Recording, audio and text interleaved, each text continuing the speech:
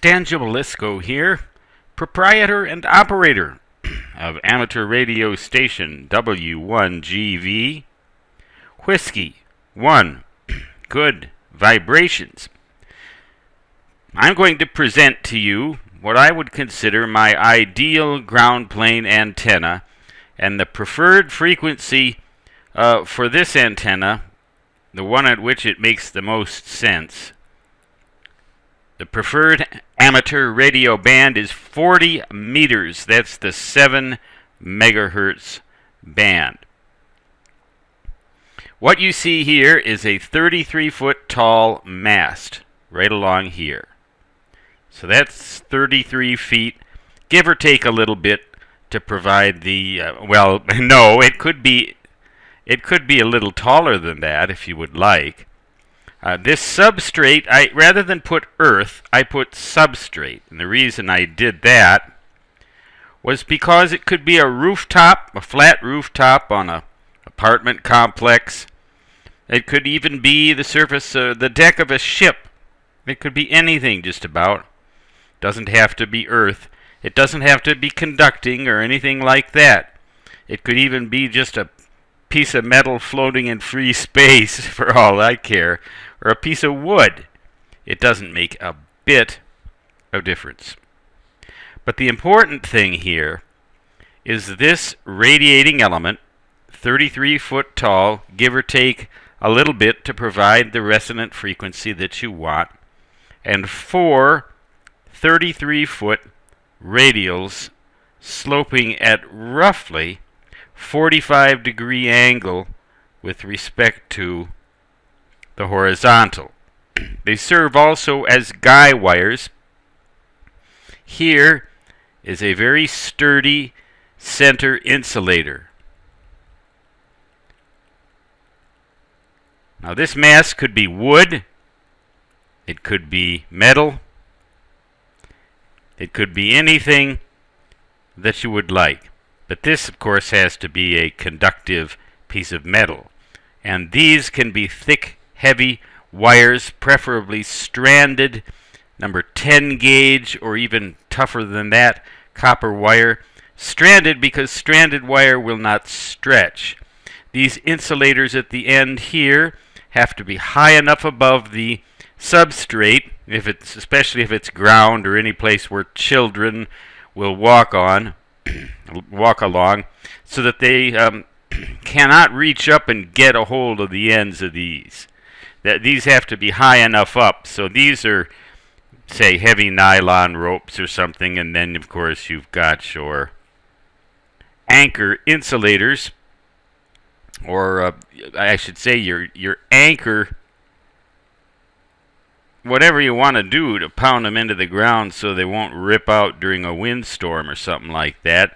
These ends will have high RF voltage on them if you run high power.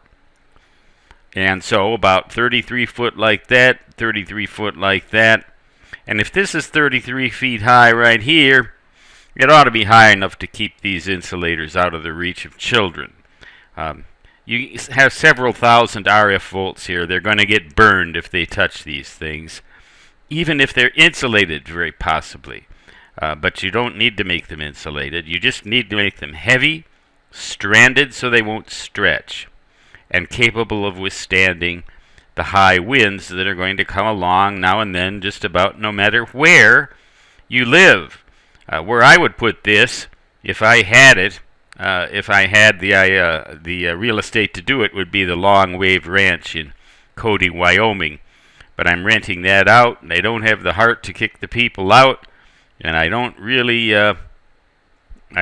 think that's the ideal place for me anymore right now. But this is my ideal ground plane antenna for the 40-meter amateur band.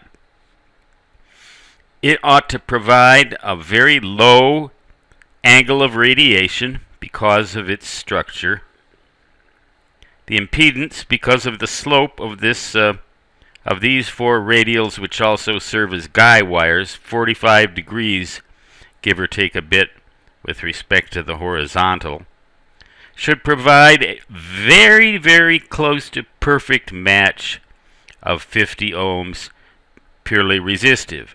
And then you run your feed line from here, center conductor going up this radiating part, the braid of your coaxial cable, which is what you should use, connecting to the radials.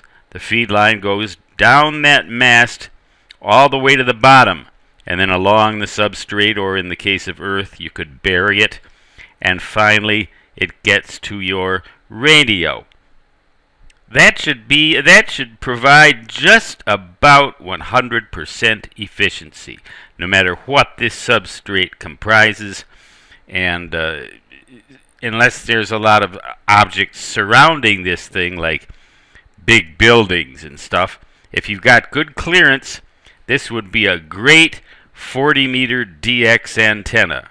And I know because I've done it, and it works. This antenna works. There's no way it cannot work, and I don't think I've ever even seen Murphy screw this up, except in certain places like the Long Wave Ranch, where wind gusts can occasionally reach 130 miles an hour. I don't think you would ever see anything withstand that kind of wind gust, at least not unless it was made of some pretty doggone heavy stuff. Stan Gibilisco, W1GV, Whiskey 1, good vibrations.